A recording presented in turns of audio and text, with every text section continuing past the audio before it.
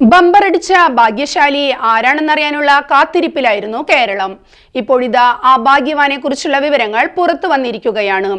25 കോടിയുടെ ഓണം ബമ്പറടിച്ച ഭാഗ്യവാൻ ആലപ്പുഴ തുറവൂർ സ്വദേശിയായ ശരത് എസ് നായരാണ്. 3 ദിവസത്തിന്റെ ആകാംക്ഷകൾക്കൊടുവിലാണ് ബമ്പറടിച്ച ഭാഗ്യശാലിയുടെ വിവരങ്ങൾ പുറത്തു വന്നത്.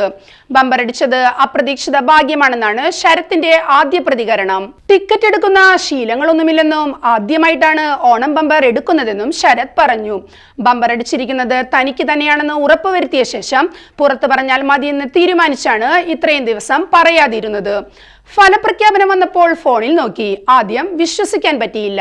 പിന്നീട് വീട്ടിൽ പോയി 2-3 തവണ കൂടി നോക്കിയിട്ടാണ് ഉറപ്പിച്ചത്. സഹോദരനോടാണ് ആദ്യം പറഞ്ഞതെന്നും ശരത് പറയുന്നു. അതിനിടെ കഴിഞ്ഞ ദിവസം കൊച്ചിയിലെ നെട്ടൂർ സ്വദേശിനിക്കാണ് ലോട്ടറി അടിച്ചതെന്ന തരത്തിലുള്ള അഭ്യൂഹങ്ങളും പുറത്തു വന്നിരുന്നു. നിപ്പോൺ പെയിന്റ്സ് ജീവനക്കാരനായ ശരത് നെട്ടൂരിലെ ലോട്ടറി ഏജന്റ് ലതീഷിൽ നിന്നാണ് ഒന്നാം സമ്മാനമടിച്ച ടിക്കറ്റ് എടുത്തത്.